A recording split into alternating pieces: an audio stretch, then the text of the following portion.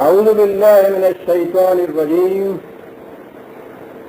بسم اللہ الرحمن الرحیم. عزیزان ایمان، آج اگست 1970 کی 16 تاریخ ہے اور درس قرآن کریم کا آغاز سورہ النساء کی 25ویں آیت سے ہوتا ہے. 4/25 4/25. پچھلے اتوار کو میری غیر حاضری کی وجہ سے درس نہیں ہو سکا تھا. ایک دوست نے کہا ہے کہ میرے متعلق کہ تمہاری بخیر و خوبی مراجعت پر سامعین تمہارا دلی استقبال کرتے ہیں اور انہیں امید ہے کہ تم نے یہ چھٹی انجوائے کی ہوگی. میں آپ آواز کا شکر گزار ہوں. پہلا شکریہ تو یہی تھا کہ آپ نے میری چھٹی منظور کر لی تھی. اللہ کا شکر ہے کہ میں بخیر و خوبی واپس آیا اور یہ چھٹی جو تھی انجوائے تو میں نے کی. لیکن پچھلے اتوار کو آپ احباب سے دلی طور پہ میں الگ نہیں تھا. اتوار میں نے ایسے ہی گزارا، اتوار کی صبح جیسے درس میں ہوتا ہوں. اللہ کا شکر ہے کہ پھر ہمیں جمع ہونے کا موقع مل گیا. میں آپ احباب کا شکریہ ادا کرتا ہوں ان حسین تمناؤں اور مقدس دعاؤں کے لیے جو میرے لیے آپ احباب کے دل سے نکلی تھی. سلسلہ کلام آئلی زندگی کے متعلق چلا آ رہا تھا اور جیسا میں نے شروع میں عرض کیا تھا کہ قرآن کریم نے تمدنی زندگی کے بڑے اہم مسائل کے متعلق اصول ہی دیے ہیں، زیادہ تر جزیات نہیں دی. لیکن آئلی زندگی کے متعلق آپ دیکھ رہے ہیں کہ کس قدر تفصیلات اور جزیات دیتا چلا جاتا ہے. گویا اس کے نزدیک اس مسئلہ کو انسانی تمدنی زندگی میں بڑی بنیادی حیثیت حاصل ہے. اور بات ہے بھی ٹھیک. گھر کے اندر کی زندگی جنت کی ہو، انسان باہر کی زندگی میں بھی پھر بہت کچھ کر سکتا ہے.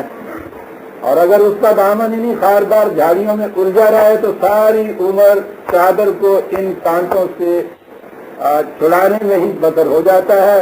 چادر بھی پھٹتی ہے، انگلیاں بھی زخمی ہوتی رہتی ہیں، جھاڑیاں بھی ٹوٹ جاتی ہیں. میں سمجھتا ہوں کہ یہ اہمیت اس خدا کی طرف سے کہ جس نے یہ کہا ہے کہ دیکھیے میری بیوی بھی نہیں ہے، بچے بھی نہیں ہیں، اس کے باوجود اسے ہماری بیوی بچوں کا اتنا خیال ہے کہ اس کے لیے بڑی تفصیل سے وہ احکام دے رہا ہے. اس سے انسان کی خانگی زندگی کی اہمیت جو ہے وہ واضح ہو جاتی ہے. بات نکاح کے متعلق چلی آ رہی تھی. ہم فکر، خیال، قلب و نگاہ کی ہم آہنگی، یک رنگی، اس سے سلسلہ ازدواج قائم ہوتا ہے. اور ایک گاڑی کے دو پہیے. کتاب نے کہا ہے کہ وَمَنْ لَمْ يَسْتَطِعْ مِنْكُمْ طَوْلًا أَنْ يَنكِحَ الْمُحْصَنَاتِ الْمُؤْمِنَاتِ فَمِمَّا مَلَكَتْ أَيْمَانُكُمْ مِنْ فَتَيَاتِكُمُ الْمُؤْمِنَاتِ وَاللَّهُ أَعْلَمُ بِإِيمَانِكُمْ بَعْضُكُمْ مِنْ بَعْضٍ. آیت پوری ہی مجھے تلاوت کر دینی چاہیے. فَانكِحُوهُنَّ بِإِذْنِ أَهْلِهِنَّ وَآتُوهُنَّ أُجُورَهُنَّ بِالْمَعْرُوفِ مُحْصَنَاتٍ غَيْرَ مُصَافِحَاتٍ وَلَا مُتَّخِذَاتِ أَخْدَانٍ فَإِذَا أُحْصِنَّ فَإِنْ أَتَيْنَ بِفَاحِشَةٍ فَعَلَيْهِنَّ نِصْفُ مَا عَلَى الْمُحْصَنَاتِ مِنَ الْعَذَابِ ذَلِكَ لِمَنْ خَشِيَ الْعَنَتَ مِنْكُمْ وَأَنْ تَصْبِرُوا خَيْرٌ لَكُمْ وَاللَّهُ غَفُورٌ رَحِيمٌ. دو تین چیزیں بڑی اہم بنیادی اس میں آ گئی. کہا یہ تھا کہ ایسا میں نے ابھی عرض کیا ہے کہ شادی کے لیے جب اپنے جوڑے کا انتخاب کرو تو اس میں مقدم چیز یہ دیکھو کہ مزاج، طبیعت، معتقدات، تصورات، نظریات، قلب و نگاہ کی ہم آہنگی، یک رنگی، ہم مزاجی نہایت ضروری ہے۔ اسی سے یہ جوڑا بنتا ہے، اور اس کے لیے ضروری ہے کہ ذہنی قلبی سطح ایک ہونی چاہیے میاں بیوی کی۔ لیکن کہا کہ اگر ایسی صورت نہ پیدا ہو، دشواری ہو جائے اس سطح کی، قرآن کریم نے دو کیٹیگری کی ہیں اس معاشرے کی جس کا ذکر چلا آ رہا ہے، جو ظہور اسلام کے وقت عربوں کے ہاں عام تھا۔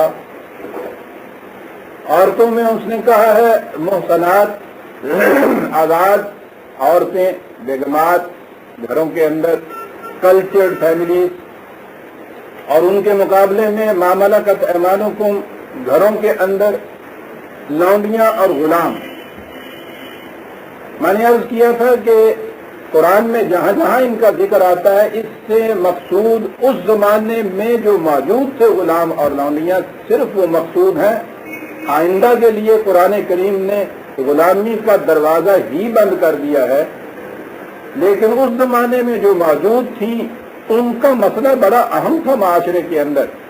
وہ یہ نہیں تھا کہ گھر کے افراد مثلاً ہم 10-12 ہوتے ہیں، ایک ملازم یا ایک ملازمہ ہوتی ہے۔ ان کے ہاں تو کیفیت یہ تھی جیسے اب بھی ہمارے ہاں گاؤں کی زندگیوں میں عام طور پر اور شہروں میں بھی وہ جو پرانے دور کے نواب چلے آتے ہیں، گھر میں میاں بیوی اکیلے کیوں نہ ہو، 10-10 20-20 نوکر۔ اور گاؤں کی زندگی کے اندر تو وہاں فخر اور بڑائی کا معیار یہ ہوتا تھا کہ ان کے ڈیرے پہ ایک لام لگی ہوئی ہو، اونچا ہو گیا۔ عربوں کے ہاں بھی مفاخرت کے لیے بھی یہ بات تھی کہ اونچا تھا۔ جتنے زیادہ غلام اور لونڈیاں کسی کے ہاں ہوں اتنا ہی بڑا سردار گنا جاتا تھا، اور ویسے ان کی معیشت کا بھی دار و مدار اس پہ تھا۔ یہ غلام مزدور ہوتے تھے ان کے ہاں کے، جو ان کے تمام باہر کے کاروبار کرتے تھے، کاشتکاری بھی کرتے تھے، کام کاج بھی ان کا ہاتھ بٹاتے تھے، اور یہ لونڈیاں گھروں میں یہ ملازموں کی طرح کام بھی کرتی تھیں، بادشاہوں کی طرح رکھی بھی جاتی تھی، اور ان کی خاصی بھرمار تھی۔ یہ تھی وہ جن کا مسئلہ قرآن کے سامنے، جنہیں آہستہ آہستہ وہ جو خود اپنے پاؤں پہ کھڑے ہونے کے قابل تھے انہیں وہ آزاد کرتا گیا، ان کی شادیاں آپس میں کرتا چلا گیا۔ وہ جو ایسے نہیں تھے ان کو خاندان کا جز بناتا گیا۔ انہی لڑکیوں کو یہ جو گھر کے اندر خادمائیں تھیں، لونڈیاں تھیں، اور تھوڑے سے وقت کے بعد اس طرح سے انہیں یا ایبزارب کر لیا خاندانوں کے اندر یا انہیں آزاد کر دیا۔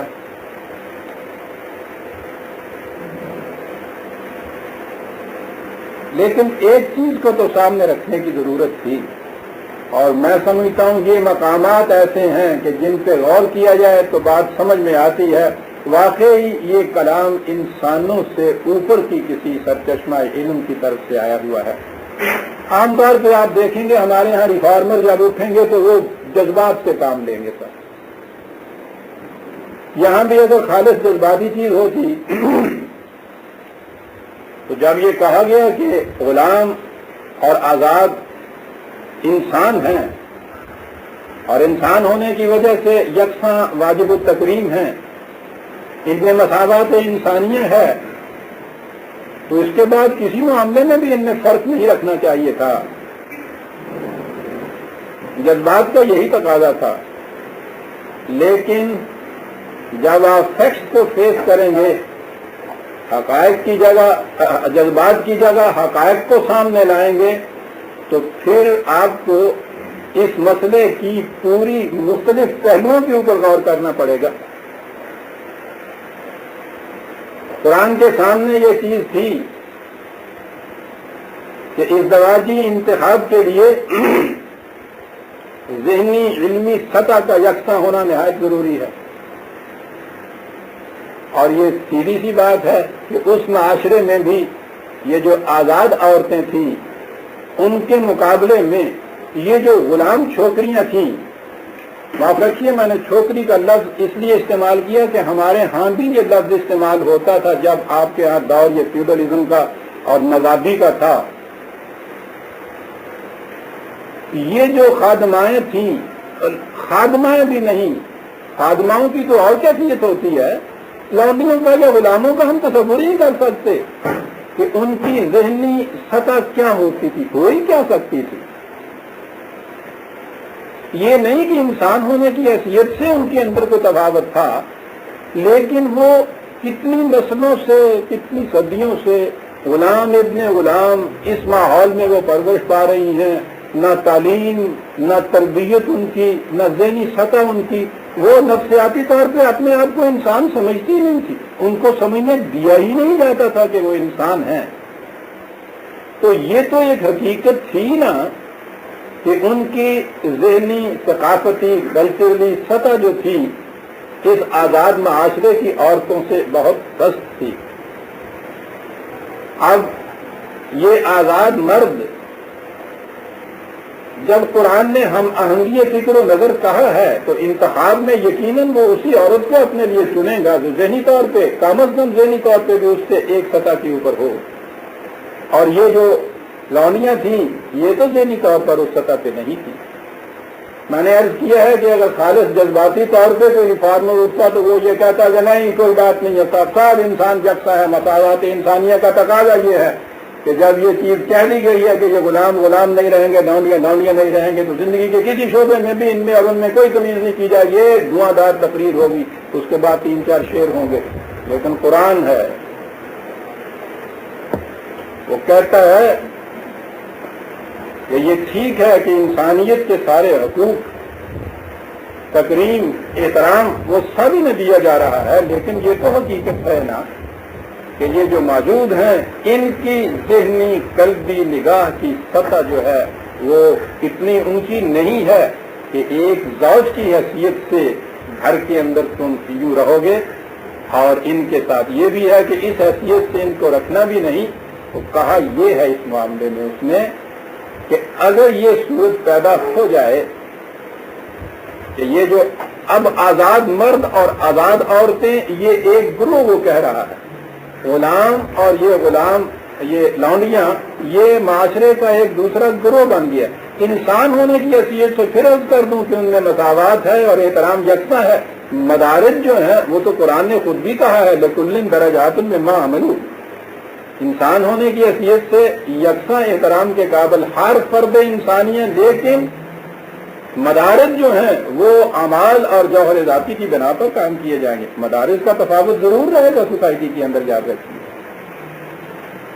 تو کہا یہ کہ چونکہ اس وقت ان کی سطح یہ ہے کہ بڑی پست ہے، اس لیے یہ دیکھو کہ اپنے سطح کے اوپر ہم فکر، ہم مزاج، ہم آہنگ عورتیں جو ہیں ان کو پریفر کرو۔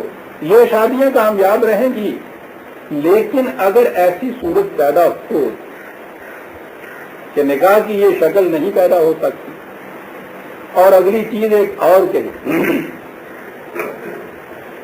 اور تمہاری اپنی کیفیت یہ ہو کہ تم اپنے پہ شاید ضبط نہ رکھ سکو، 2 شرطیں، تو پھر یہ ہے کہ ان میں سے یہ جو خادمائیں یا لونڈیاں ہیں ان میں سے حسب پسند شادی کر لو، ان کے ساتھ نکاح کر لو، ان کے جو مالک ہیں ان کی اجازت سے شادی کرو، بیوی کی طرح اسی طرح سے مہر ادا کرو، بالکل حیثیت بیوی کی ہوگی، جیسے آزاد عورت سے شادی کی اور وہ گئی بن، اس معاملے میں کوئی فرق نہیں ہوگا دونوں میں. انتخاب کے وقت اتنا سوچ لو کہ تمہاری سطح جو ہے ذہنی یہ اس کے ساتھ کمپیٹیبل نہیں ہو سکے گی. یہ ایک برسبیل تنزل جسے کہتے ہیں کہ اگر وہ صورت نہ ہو، دو شرطیں یہاں قرآن نے قرار دی ہیں کہ پریفرنس تو وہی دو کہ تمہارے سطح کے برابر جو ایک عورت ہے اسی کے ساتھ شادی کرو. ایسی صورت نہیں، اور تمہیں یہ کیفیت ہے کہ شادی نہ کرنے کی صورت میں تمہیں اپنے متعلق یہ چیز ہے کہ شاید میں مجھ سے کوئی لذت شرزد ہو جائے تو پھر ان میں سے کسی کے ساتھ تم شادی کر لو. اور اس کے بعد ہے وَأَن تَصْبِرُوا خَيْرٌ لَكُمْ. یاد رکھو اپنے متعلق تم یہ فیصلہ کر سکتے ہو کہ تم ضبط نفس کر سکتے ہو، یعنی انفرادی طور پر، لیکن تمہیں ہم یہ بتاتے ہیں کہ اس کے باوجود اگر تم اپنے آپ سے ضبط کر کے عفت رکھو اور نہ نکاح کرو یہ بہتر ہوگا تمہارے لیے. اب یہاں بھی قرآن کریم نے یہ کہنے کے باوجود کہ انفرادی کیسز جو ہیں اس میں تم خود ہی فیصلہ کر سکتے ہو کہ ابھی تمہارے اندر اتنی تربیت اسلام نے پیدا کی ہے یا نہیں کہ تم ان جنسی جذبات کے اوپر کنٹرول رکھ سکو گے. قرآن کی تربیت تو وہ شے ہے کہ اس کے بعد مومن کی جب اس نے صفت یہ بیان کی مرد اور عورت کی کہ وہ اپنی عصمت کی حفاظت کرنے والے ہیں، تو اس نے یہ بتا دیا کہ اس تربیت سے ضبط نفس کی یہ کیفیت پیدا ہو سکتی ہے کہ انسان کبھی لغزش کے اندر مبتلا نہ ہو. لیکن بات تو ابتدائے اسلام کی ہو رہی ہے. ان سے کہا جا رہا ہے کہ تم اس کا فیصلہ خود کرو، اور اصول یہ بیان کیا جا رہا ہے کہ اگر کمپیٹیبلٹی ہے نہیں ہے میسر، اگر ہم انگی کی صورت میسر نہیں ہے تو پھر اگر تم اپنے آپ پہ کنٹرول رکھو، ضبط رکھو تو یہ زیادہ بہتر ہے. یہاں یہ بات بڑی اہم آ گئی. یہاں تو قرآن نے اتنا ہی کہا ہے ان تصبروا. سورہ نور کے اندر بھی یہ بات آئی ہے 24/32 24/32 وَلْيَسْتَعْفِفِ الَّذِينَ لَا يَجِدُونَ نِكَاحًا. جن کے لیے نکاح کی صورت نہ پیدا ہو سکتی ہو وہ اپنی عفت کو محفوظ رکھیں، ضبط نفس سے کام لیں، کنٹرول کریں اس کے اوپر. یہ ایک بڑی اہم چیز ہے جو قرآن نے بیان کی، اور آج کے دور میں اس کی اہمیت اور زیادہ ہو گئی ہے. بدقسمتی سے مغرب کے مادی تصور حیات کے مطابق جو بالکل اینیمل سطح کی، حیوانی سطح کی زندگی سکھاتا ہے، انہوں نے جنسیات کو اتنا بدلگام کر دیا کہ میں نے عرض کیا تھا کہ حیوانات کے اوپر تو فطرت میں خود کنٹرول رکھا ہوا ہے، وہاں تو یہ چیز بدلگام ہو نہیں سکتی. انسانوں کے اوپر قانون کی روح سے ایک ضابطہ، ایک کنٹرول، ایک حدود یہ متعین کی گئی. انہوں نے جب ان حدود کو اٹھا دیا تو یہ کہنا میں سمجھتا ہوں حیوانات کی تذلیل ہے، ان کی تحقیر ہے کہ وہ حیوانی سطح پہ پہنچ گئے. حیوانی سطح تو بہت اونچی ہوتی ہے ان کی، اس کے لیے تو کوئی نام ہی نہیں کہ کس سطح کے اوپر پہنچ گئے. دلیل اس کے لیے یہ دی جاتی ہے کہ نہیں صاحب یہ جذبہ اتنا شدید ہے.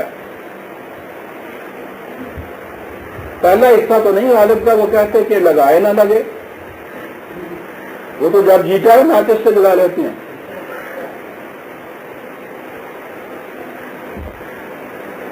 لیکن اگلا حصہ جو ہے اس کو بڑے زور سے بطور دلیل پیش کرتے ہیں کہ بجائے نہ بنے. ٹھیک ہے، دوئے بھی لائی ہوئی نہیں تو بجاؤں گا، آدمی اپنی لائی ہوئی نہیں بجائے کیوں کہ بجھائے نہ بنے. اس پہ اور بس بدقسمتی سمند ناز پہ ایک اور تازیانہ ہوا. ہمارے یہاں سائیکو انالیسس کا بہت بڑا امام کہیے، فرائڈ جس کو کہتے ہیں، FREUD، مشہور ہے نفسیات کا امام. اس نے جو ایک لفظش کھائی اور جس کا فکر بلند ہو، اگر اس کی لفظش جو ہوتی ہے وہ بڑے دور رس نتائج پیدا کیا کرتی ہے. بہت بڑی بلند فکر کا یہ انسان تھا. اس نے جنسیات کے معاملے کے اوپر جو بطور اس کے یا ان لوگوں کے تحقیق کی تو اس کے متعلق یہ خیالات عام کیے کہ صاحب یہ جذبہ، اس کی تو سیٹسفیکشن نہایت ضروری ہے، اس کی تسکین بڑی ضروری ہے، اس پہ کسی قسم کا کنٹرول نہیں ہونا چاہیے، کسی قسم کا کوئی ضابطہ نہیں ہونا چاہیے، کوئی تحدید نہیں ہونی چاہیے، کوئی لمیٹیشن نہیں ہونی چاہیے. ذرا سی بھی کہیں رکاوٹ اگر پیدا ہوئی تو انہیبیشن پیدا ہو جائیں گے اس کے اندر، کمپلیکسز پیدا ہو جائیں گے اس کے اندر. وہ ساری اس کے سائیکو انالیسس کی بنیاد اس پہ ہے. کہیں کسی نے کہا کہ صاحب دیکھیے نا اس نے جھوٹ بولا، اس نے کہا کہ کہیں جذبہ جنسیاتی جذبے کی تسکین کے اوپر کوئی چیز انہیبیشن کی آ گئی ہے اس میں. لو یہ ماں باپ کے حقوق ادا نہیں کرتا، وہ کہتا ہے کہ جنسی جذبے کی تسکین نہیں. وہ کوئی اگر کسی سے ایسا ہو کہ فریڈ پہ میں لیکچر دوں آپ کو تو میں بتاؤں کہ کیا کر گیا وہ شخص. ایک بڑے دماغ اور ٹیڑھ گردن والا انسان کیا کر جاتا ہے، سارے معاشرے کو وہاں پہنچا گیا. میں نے عرض کیا ہے کہ یہ کہنا کہ حیوانی سطح پہ پہنچا گیا ہے، حیوانات دعویدار کر دیں گے مجھ پہ ڈیفیمیشن کا. کہتا کہ عزت دار دی تم نے ہمیں تمہاری. اب بالکل صحیح بات ہے. اب اس کی حد ہی کوئی نہیں.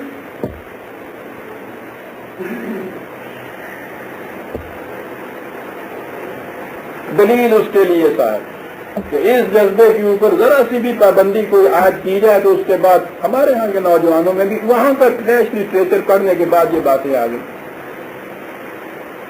کہ صاحب اس سے انہیبیشن پیدا ہوتے ہیں، نفسیاتی بیماریاں پیدا ہوتی ہیں، اعصابی کمزوریاں پیدا ہوتی ہیں، انسان پاگل ہو جاتے ہیں، نیروسس ہو جاتے ہیں. وہ پوچھو نہیں کیا کیا چیزیں پھر چلتی ہیں.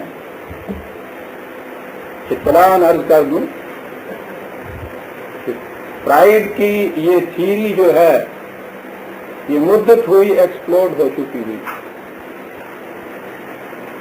خود اس کے جو ساتھی تھے ایڈلر اور جونز، بالخصوص جونز، خود اس کے ساتھیوں نے اس سے اختلاف کیا، اپنے الگ سائیکالوجی کے اسکول قائم کیے اور اس کی اس تھیوری کی دھجیاں اڑا دی. بالکل ایکسپلور کر کے رکھ دیا انہوں نے. کہنے لگے یہ بختہ تھا. اور یہ لوگ بھی اس سے کم درجے کے فکری طور پہ بلند نہیں تھے، بلکہ یونگ تو بہت اونچا چلا جاتا ہے. لیکن ہمارے ہاں تو مصیبت یہ ہے نا، آپ نے دیکھا ہوگا دور کوئی شخص تھوڑے سے کوئی چیز ٹوٹتا ہو تو وہ نظر تو آتا ہے پہلے، لیکن آواز اس کی بہت بعد میں پہنچتی ہے. ہمارے ہاں بھی یہ ہوتا ہے کہ وہاں جو تھیوری ایکسپلور ہوتی ہے اس کی آواز بڑی دیر میں یہاں پہنچتی ہے. یہاں فرائڈ کی تھیوری جو ہے وہ تو عام ہو رہی ہے. ابھی ینگ اور ایڈلر نے جو کچھ کہا ہے وہ یہاں عام نہیں ہو رہا، یا شاید یہ طبقہ اس کو قبول ہی نہیں کرنا چاہتا. انہوں نے یہ چیز آ کے پھر ثابت کی کہ بالکل غلط رہتا ہے. یہ جنسی جذبہ بھوک اور پیاس کی طرح نہیں ہے. پیاس کی تو یہ کیفیت ہے نا کہ انسان کسی کام کے اندر جذب ہو، پیاس از خود لگنی شروع ہو جاتی ہے. پیاس لگانے کے لیے آپ کو کوئی خیال نہیں کرنا پڑتا کہ مجھے کچھ پیاس بھی لگنی چاہیے بھائی، وہ از خود لگتی ہے. آپ پیاس بجھانے کا انتظام نہیں کرتے، کام میں جذب ہے تو وہ اور تیز ہوتی چلی جاتی ہے. کہاں کہ یہ کیفیت آپ کی پیدا کر دیتی ہے کہ آپ وہ کام کر نہیں سکتے، چھوڑنا پڑتا ہے. اس پہ بھی اگر آپ مصر ہوتے ہیں آپ کی صحت پہ اثر پڑتا ہے. اور اگر 2-3 دن تک پانی نہ پیا جائے موت میں کیا ہو جاتی. بھوک کی بھی یہی کیفیت ہے. یہ نہ آج خود چیزیں یہ لگتی ہیں اور نہ جب تک ان کی تسکین نہ کی جائے یہ بجھتی نہیں ہے. یہ ہیں کہ لگائے نہ لگے اور بجھائے نہ بنے. انہوں نے کہا ہے اور تجربہ شاہد ہے کہ جنسی جذبے کی یہ کیفیت نہیں ہے. اگر آپ خیال اس طرف نہیں لے جاتے یہ از خود بیدار ہوتا ہی نہیں. ایڈلر اور یونگ نے فروڈ سے کہیں زیادہ پریکٹیکل کیسز وہ اپنے سامنے لائے اور انہوں نے یہ چیز ثابت کی کہ وہ شخص یہاں بڑی غلطی کر گیا ہے. وہ اسے اس انسٹنکٹ کو بھوک اور پیاس کی طرح اس نے فطری سمجھا اور اس نتیجے پہ پہنچا کہ جس طرح مثلاً پیاس والا پانی نہ پیے تو کئی بیماریاں اس کو لگ جاتی ہیں، حتیٰ کہ آخر میں جا کے وہ مر ہی جاتا ہے. کہتا اس نے جنسی جذبے کو اس طرح سمجھا، یہ بالکل غلط سمجھا. جنسی جذبے کی بیداری خیال کے بغیر از خود ہو ہی نہیں سکتی. اور اس نے کہا کہ یہی چیز ہے جو اس کو کنٹرول میں رکھتی ہے. خیالات کو بے باک ہونے دیجیے تو یہ آگ بھڑکتی چلی جائے گی. اور یہ ٹھیک ہے کہ اگر آپ اسے خیالات کی روح سے بھڑکاتے جائیں اور پھر اس کا ہیلدی تسکین کا سامان باہم نہ پہنچائیں پھر بیماریاں بھی لگیں گی، اعصابی کمزوریاں بھی پیدا ہو جائیں گی، نیوروسس بھی ہو جائیں گے، آپ کمپلیکسز بھی پیدا ہو جائیں گے. لیکن یہ چیز کہ اس پہ کنٹرول نہیں رکھا جا سکتا، اس نے کہا بالکل غلط ہے. انہوں نے کہا یہ خیالات کی چیز ہے اور اگر خیالات کے اوپر کنٹرول رکھا جائے تو یہ جذبہ کبھی بیدار ہی نہیں ہوتا. اور اگر یہ چیز کنٹرول میں رہے تو اس کی تسکین نہ کرنے سے نہ کسی قسم کی کوئی بیماری لگتی ہے، نہ نفسیاتی عوارض پیدا ہوتے ہیں.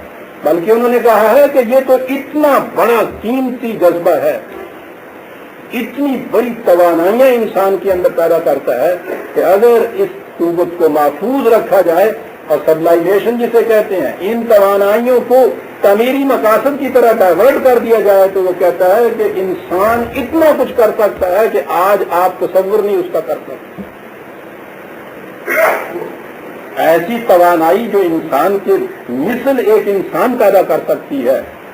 انہوں نے کہا ہے کہ اس توانائی کو اس حیوانی سطح سے بلند انسانی سطح کے اوپر لے جائیے اور اس کے بعد دیکھیے کہ کس قسم کے تخلیقی مراحل طے کرتا چلا جاتا ہے انسان. وہ خود نہیں سوچ سکتا کہ میں یہ کچھ کر سکتا تھا. ایک اس توانائی پہ ضبط کرنے سے یہاں پہنچے ہیں وہ لوگ.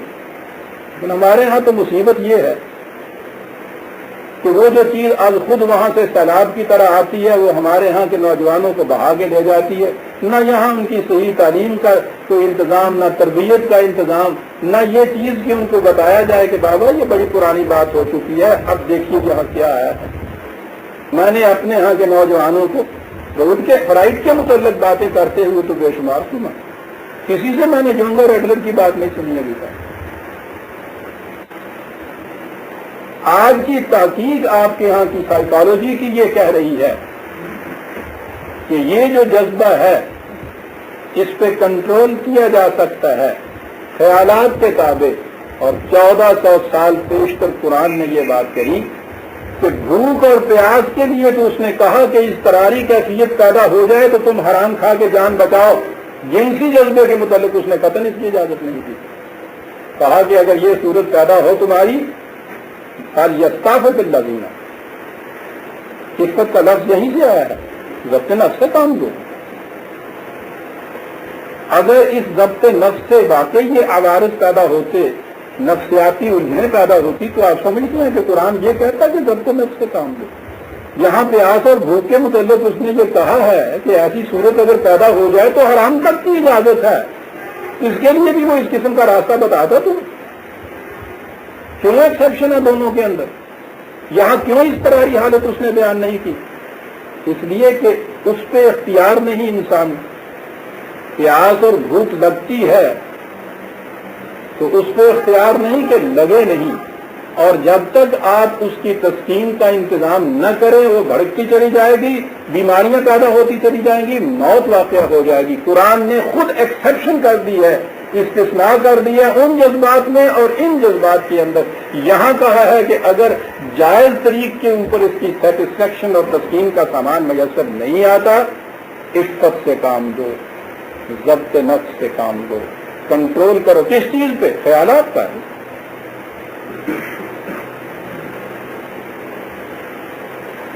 اتنی عظیم چیز عزیزان من، آپ غور کیجئے گا، میں نے کہا تھا کہ آپ پرانی تاریخ اور دور حاضرہ کے علوم جہاں انسان کے پہنچے ہیں ان کو سامنے رکھیں تو پھر قرآن کی عظمت سامنے آتی ہے۔ آپ کے ہاں کی تفرقہ و تفریق نے یا تو خدا پرستوں نے یہ کہا کہ یہ جنسی جذبہ شجر ممنوع ہے، آدم کو بیشتے نکالنے کی وجہ بات ہی یہ ہوئی، ساری برائیوں کا سرچشمہ یہی چیز جنسی جذبہ، لہذا تجرد کی زندگی، غیر متاہل زندگی، یہ خدا پرستوں کی زندگی ہے جسے رہبانیت کہتے ہیں۔ قرآن کریم نے سورہ حدید کے اندر یہ کہا کہ غلط ہے یہ بات، ان لوگوں کے اپنے ذہن کی اختراع تھی جو انہوں نے کہا کہ خدا پرستی کا یہ راستہ ہے۔ پہلے تو یہ غلطی کی اور اس کے بعد پھر اسے نبھا نہ سکے تو منافقت شروع ہو گئی، اس کی وجہ سے ہزار عوارض ان کے اندر پیدا ہوئے۔ اس نے کہا دیکھنا کہیں رہبانیت اور خانقاہیت کی زندگی کو فطری زندگی نہ سمجھ لینا۔ کیا بات ادھر لایا ہے، ادھر لانے کے بعد یہ کہا کہ یہ نہ سمجھ لینا کہ یہ بھی ایک جذبہ بھوک اور پیاس کی طرح ہے کہ اضطراری حالت اس میں پیدا ہو سکتی ہے کہ جائز اور حلال جو ہے میسر نہیں ہے تو ناجائز اور حرام جو ہے اس کی اجازت دی جا سکتی ہے۔ قطعاً یہ جذبہ اس قسم کا نہیں ہے، ایسی صورت نہ پیدا ہو، عفت سے کام لو، کنٹرول سے کام لو، اور اس کا طریقہ خیالات کے اوپر کنٹرول رکھیے، اس جذبے کے اوپر خود کنٹرول ہو جائے گا کہ لگائے نہ لگے اور بجائے نہ بنے والی بات یہ ہے جو اس نے کہی، خیالات کے اوپر کنٹرول رکھو۔ اس لیے یہاں یہ کہا، یہ اجازت بھی یہاں تک دے دی کہ جائز طریقے کے لیے ٹھیک ہے اگر تم سمجھتی ہو کہ نہیں مجھے ضرورت ہے نکاح کی، ذہن میں رکھ لو، انکمپیٹیبلٹی ہوگی تمہارے مزاجوں کے اندر۔ کلچرڈ ایجوکیٹڈ لڑکا ایک گنوار لڑکی کے ساتھ اس کی شادی کر دیجئے، کتنی ہی چوائس انٹینشن کیوں نہ ہوں، اس کے باوجود آپ دیکھیں گے کہ ایک تفاوت رہے گا زندگی کا ان دونوں کے اندر، زوج نہیں بن سکیں گے۔ یہ عدم مساوات نہیں ہے، یاد رکھیے، قرآن نے یہ کہا ہے کہ علم والا اور بے علم دونوں برابر نہیں ہو سکتے، یہ واقعہ ہے۔ انسان ہونے کی حیثیت سے تو شریف اور بدماش دونوں انسان ہوتے ہیں، کبھی ان کو آپ نے یکساں سمجھا ہے؟ دونوں کو ایک تفاوت رکھنا پڑتا ہے ان کے اندر، عالم اور جاہل میں رکھنا پڑتا ہے، کلچر میں اور گنوار میں رکھنا پڑتا ہے، اور پھر جب آپ نے عمر سے بھاڑا ہو تو اس وقت تو پھر بڑھئے کہ آپ کی ضرورت ہے۔ کیسا عجیب وہ کوشن کیسی عمدہ دیتا ہے قرآن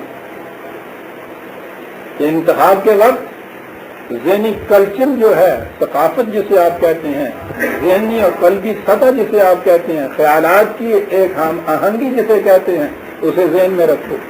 اگر ایسی صورت، یہ بارڈر لائن کا کیس آ گیا، تم اگر انفرادی طور پہ کوئی شخص یہ سمجھتا ہے کہ مجھے ابھی اتنا اپنے پہ اختیار نہیں ہے، ہو سکتا ہے خشی العنت، اگر اسے خدشہ ہے اس کے متعلق کہ شاید مجھ سے لغزش ہو جائے، تو پھر یہ دیکھ لے کہ پھر یہ توقع نہ کرے کہ اس شادی کا نتیجہ وہ ہم آہنگی ہوگی، اس کا تمہیں کچھ جرمانہ ادا کرنا پڑے گا وہاں۔ اور اسی لیے ہم یہ کہتے ہیں کہ وہاں تصبروا خیر لکم، کیا بات ہے قرآن کی۔ ارے بھائی کچھ مشکل نہیں ہے، ناممکن نہیں ہے، اگر اپنے آپ سے ضبط رکھو گے بہت بہتر ہوگا تمہارے لیے۔ یہ خیالات کی تربیت کرو، اور یہ جو عدم توازن کی زندگی مستقل تم پیدا کر رہے ہو، اس سے جو مشکلات تمہارے ہاں آئیں گی، دشواریاں پیدا ہوں گی، وہ اس سے کہیں زیادہ ہیں۔ وَإِن تَصْبِرُوا خَيْرٌ لَكُمْ وَاللَّهُ غَفُورٌ رَحِيمٌ، کیا بات ہے، یہ کرو گے۔ اور ہم نے جو کہا ہے کہ اپنے خیالات کا تزکیہ، عفت قلب و نگاہ جسے وہ کہتا ہے، کیا بات ہے سر، عفت قلب و نگاہ یہ رکھو گے، تمہاری حفاظت کا سامان بھی ہوگا، تمہاری نشو و نما کا سامان بھی ہوگا۔ اب اس میں یہ ایک چیز آ گئی،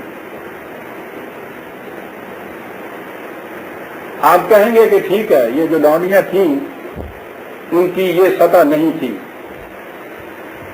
اس سطح کے نہ ہونے کی وجہ سے ڈس ایڈوانٹیج ان کو رہا معاشرے میں، ٹھیک ہے، کہ کہا یہ کہ ان کی شادیاں جو ہیں ان کی سطح کے یہ جو دوسرے لوگ ہیں ان کے ساتھ کرو، ذہنی تفاوت کے ساتھ جو چیزیں ہیں وہاں شادیاں نہ کرو ان کی۔ تو وہ بظاہر نظر آیا وہی جذباتی نقطۂ نگاہ سے کہ صاحب یہ دیکھیے نا تفاوت اس میں ہو گیا، تفریق آپ نے پیدا کر دی، ان کو آپ نے ڈس ایڈوانٹیجز پوزیشن کے اندر رکھا۔ نہیں، یہ بات نہیں ہے۔ آپ کو معلوم ہے کہ آگے کیا بات کہی ہے؟ کہا ہے یہ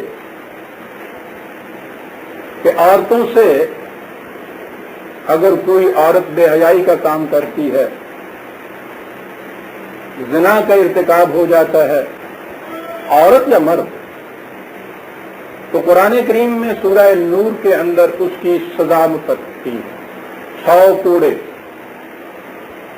زنا کی سزا ہے۔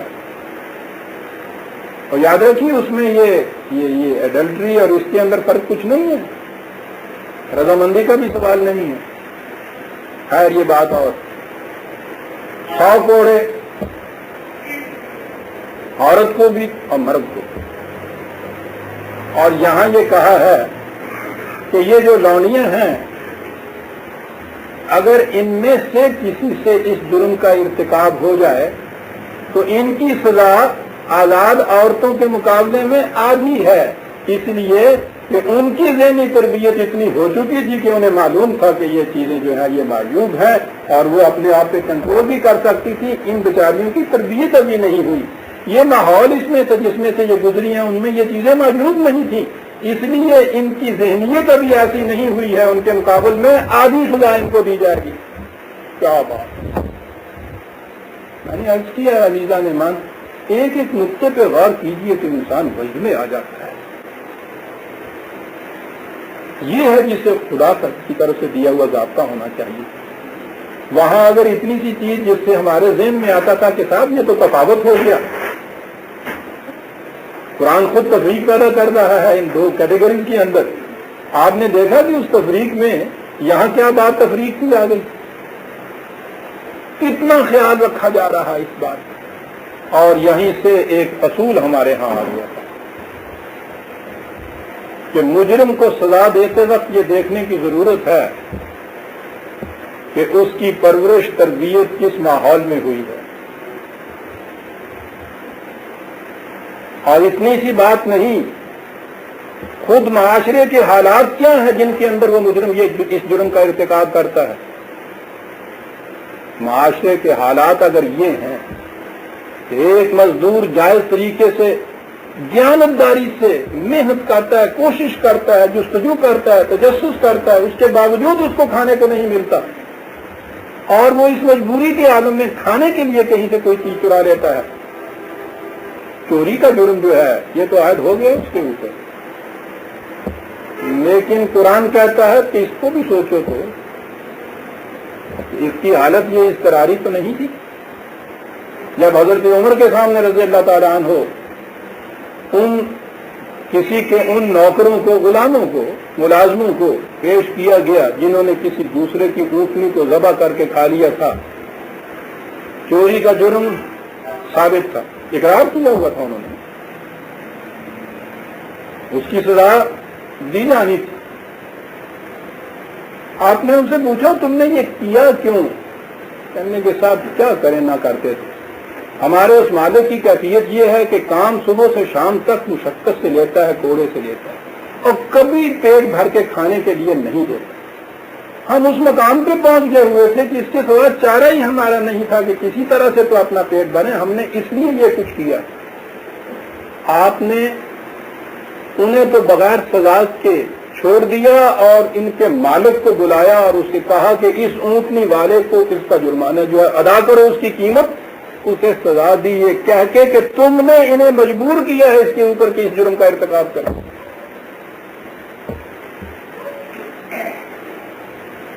بڑا اہم اصول ہے یہ قانون کا اور سزا کا کہ آپ معاشرے میں حالات کیا پیدا کر رہے ہیں۔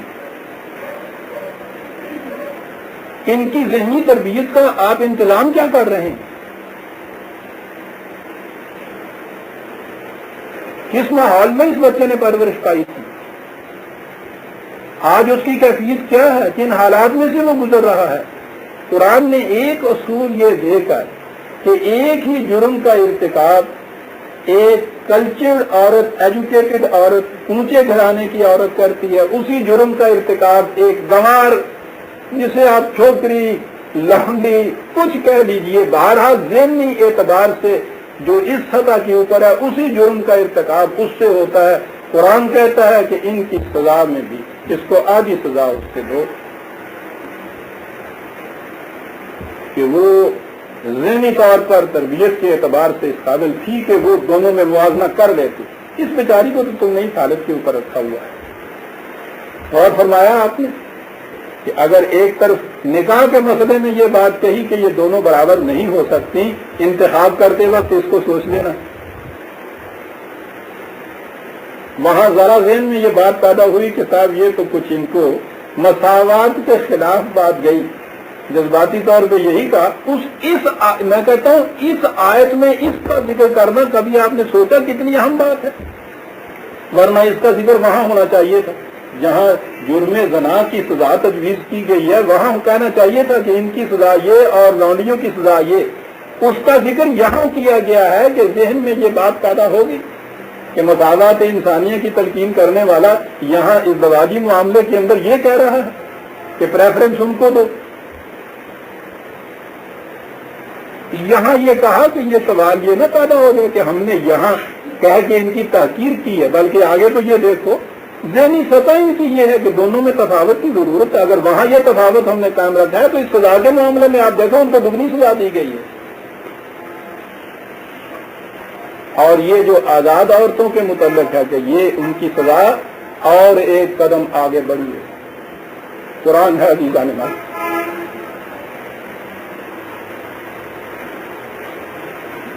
قرآن کریم میں نبی اکرم صلی اللہ علیہ وسلم کی ازواج مطہرات کے متعلق کہا، بلکہ نسان نبی کہا، رسول کے گھرانے کی جتنی عورتیں ہیں ان کے متعلق کہا کہ اگر تم سے اس قسم کی کوئی بات بھی جرم کی سرزد ہوگی تو ان آزاد عورتوں سے تمہیں دگنی سزا ملے گی۔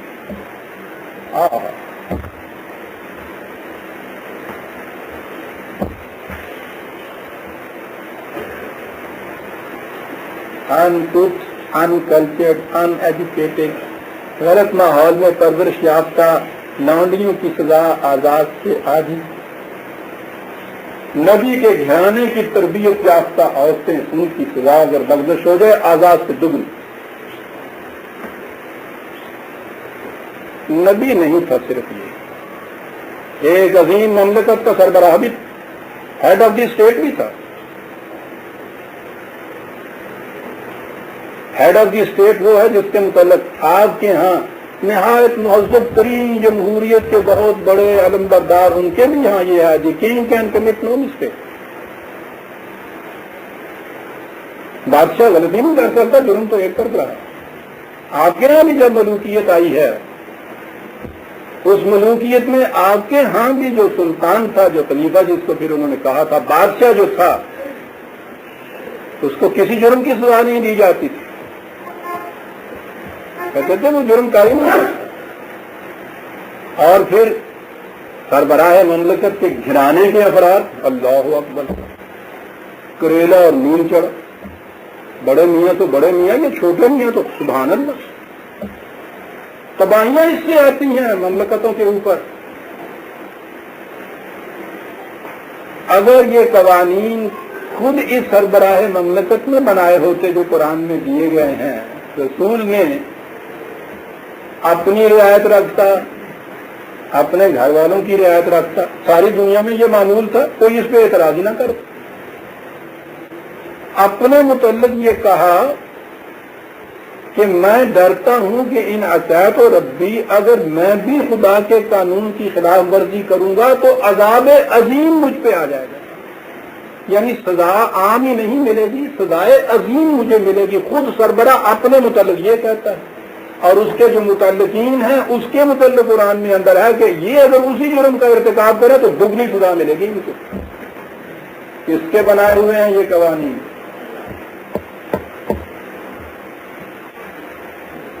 اور کیسا زور سے اعلان کیا گیا ہے ان قوانین کا، چھپا کے کہیں نہیں رکھے۔ اب ذہن میں آ گئی نا بات یہ کہ یہ جو ذرا سا خیال پیدا ہو رہا تھا کہ صاحب یہ جو کہا کہ نہیں، یہ جو آزاد معاشرے کی عورتیں ہیں انتخاب کے وقت آزاد مرد پریفرنس ان کو دیں، ترجیح ان کو دیں، نہ ہو سکے تو پھر ان کے ساتھ نکاح کرے، تو اس سے جو ذہن میں خیال پیدا ہوتا تھا کہ صاحب یہ مساوات انسانیہ کے خلاف ہے۔ آپ نے دیکھا قرآن کریم نے اس قدر گہری حکمت اس کے اندر تھی، اب جس کو اس طرح سے واضح کیا کہ یہی بات نہیں ہے، ان کی تربیت لینے اپنی نہیں ہوئی، یہ اس سطح کے اوپر نہیں آئی ابھی بیچاری، اس لیے ان سے جرم بھی ہو جائے تو آدھی سزا ان۔ میں نے عرض کیا تھا کہ اس ایک آیت کے اندر کتنے ہی اہم اصول آ گئے۔ مساوات کے متعلق جب یہ کہا کہ آزاد عورت اگر ایسی صورت ہے کہ انتظام نہیں تم سے ہو سکتا تو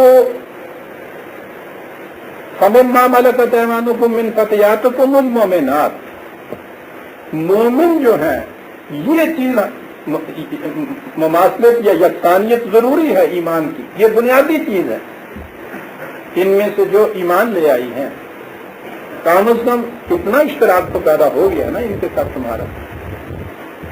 یہ واللہ عالم بإیمانکم، ایمان کی بنا کے اوپر جو تم میں اشتراک پیدا ہوا ہے ہم اسے جانتے ہیں، اس لیے یہ شرط لگائی ہے کہ اس سے ایک حد تک تو ہم آہنگی کچھ پیدا ہو جائے گی تمہارے اور ان کے درمیان، ہو بھی وہ لانڈی اور ہو وہ مشرکہ، تو آپ دیکھیے پھر اس کے ساتھ تو ایک دن بھی نہیں باندھ ہو سکتا۔ یعنی آج کی بات نہ ہو کہ آپ نے مذہب کو کوئی اہمیت ہی اب نہیں دے رکھی، آگے تو یہ بات ہو گئی نا، انڈیفرنٹ ہو گئے ہیں لوگ، مذہب پرست طبقہ ہو، مشرک اپنے شرک میں مذہب پرست ہو، مومن اپنے دین کے اندر مذہب پرست جسے ہم کہتے ہیں وہ ہو، اور ان دونوں کو آپ ملا دیں، اس کا نتیجہ آپ دیکھ سکتے ہیں کیا ہوگا۔ اس لیے یہ شرط لگا دی کہ وہ مومن ہونی ضروری ہے، واللہ عالم بإیمانکم، اور اس کے بعد کہا بعضکم من بعض، بھائی تم ایک ہی ہو سارے، تم ایک دوسرے کے اجزاء ہو مومن ہونے کی حیثیت سے، لیکن اس کے باوجود وہ جو ذہنی تفاوت ہے، تربیت کا تفاوت ہے، اس کو نظر انداز نہیں کیا جا سکتا۔ لہذا ابھی جو ان کے مالک ہیں ان کی اجازت سے ان کے ساتھ نکاح کرو، مہر ادا کرو، اور میں نے عرض کیا تھا کہ ایک اور اہم نقطہ اس میں ہے، نکاح بھی کیا گیا، کہا جائے کہ نہیں بالمعروف، قاعدے قانون عرف کے مطابق۔